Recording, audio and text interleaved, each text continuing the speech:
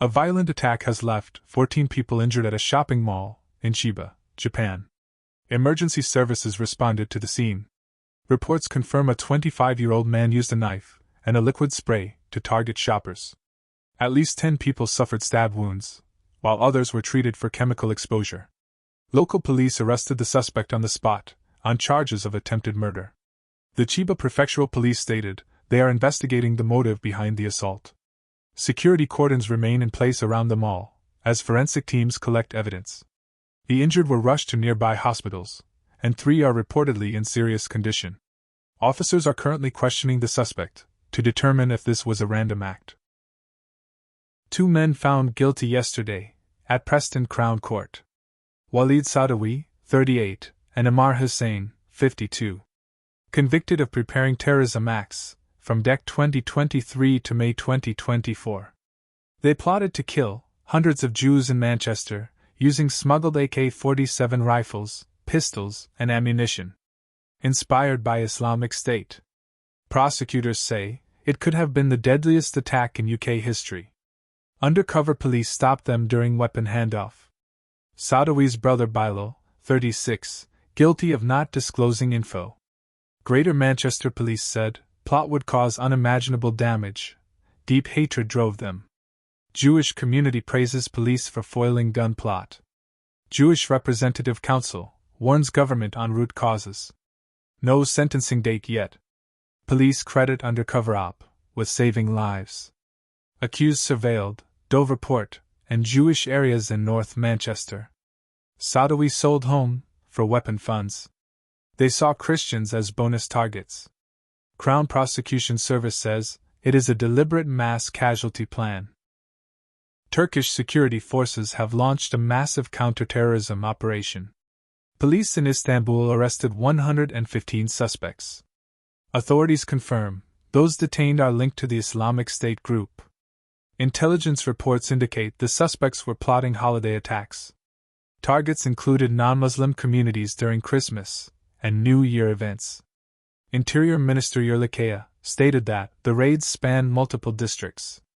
The minister said, "We will not allow terrorists to disturb our peace." Seized materials include digital documents and weapons used for planning. The suspects are currently being held at police headquarters for questioning. Security levels remain high across major cities to prevent further threats. Legal proceedings for all detainees are expected to begin immediately. Jack Hibbert discharged from hospital. Family calls it a miracle for Christmas. Probationary constable, 22, lost vision in one eye. Shot in head and shoulder during Bondi attack. Now home, continuing recovery. Needs space, support, and positive thoughts. Family thanks public and medical team for support. NSW Police praises his courage. Commissioner visited, promised suitable duties. Other officer Scott Dyson, still recovering. 12 patients remain hospitalized. Tragedy has struck central Syria during Friday prayers. An explosion ripped through the Imam Ali bin Abi Talib Mosque in Homs. Local health officials confirm at least 8 people are dead, and 21 others have been injured. The blast targeted the Wadi al-Dahab neighborhood, a predominantly Alawite area of the city. The Syrian Interior Ministry has officially condemned the attack, calling it a cowardly criminal act designed to show chaos. Initial investigations by security forces suggest explosive devices were planted inside the prayer hall. A militant group, Saraya Ansar al-Sunnah, has claimed responsibility for the bombing in a statement on Telegram. The mosque remains cordoned off as investigators collect evidence. South Korean prosecutors have just issued a major legal blow. Former President Yoon Sang-yeol has been indicted on fresh charges. The special prosecutor confirmed the new counts relate to violating the Political Fundraising Act. Yoon is already behind bars, serving time for prior insurrection charges. Authorities state this latest indictment follows an intensive investigation into illicit campaign financing. President Trump announced Trump-class battleships at Mar-a-Lago. USS Defiant named it lead ship. Part of Golden Fleet Initiative. Displacement 30 to 40,000 tons. Largest since World War II. Equipped with hypersonic missiles, railguns, high-energy lasers and nuclear-armed sea-launched cruise missiles. AI-controlled systems, with crews 650 to 850 sailors. 2 ships start immediately. Goal of 20 to 25 total vessels. Navy Secretary Phelan is to a new nuclear deterrent. Trump plans contractor meetings. Israel has just made history, becoming the first nation to formally recognize Somaliland as a sovereign state. Prime Minister Benjamin Netanyahu announced full diplomatic relations, citing the spirit of the Abraham Accords. Foreign Minister Gideon Sar confirmed the immediate appointment of ambassadors and the opening of new embassies in both countries. Somaliland President Abdullahi hailed the move as a strategic breakthrough, inviting immediate cooperation in tech, health, and security.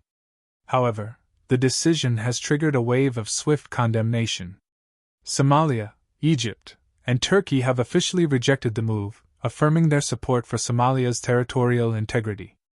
The region remains on high alert as this diplomatic shift redraws the map.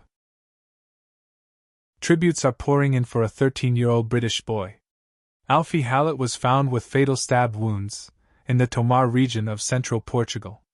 Local police say the teenager was discovered in the parish of Casais following a violent attack. A suspect, identified as a Portuguese national, has also died. Officers report the man was found with similar injuries before a gas explosion occurred. The blast injured one National Republican Guard officer at the scene. The victim's mother was found restrained and assaulted, and is now receiving hospital treatment. The UK Foreign Office confirms they are in contact with local authorities regarding the tragedy. Alfie's local basketball club described the loss as a profound blow to the community. Investigation teams from Lyria are currently leading the double death inquiry. If this video added value, please like it. Share it if you think it may help others. And subscribe to stay informed with our future posts.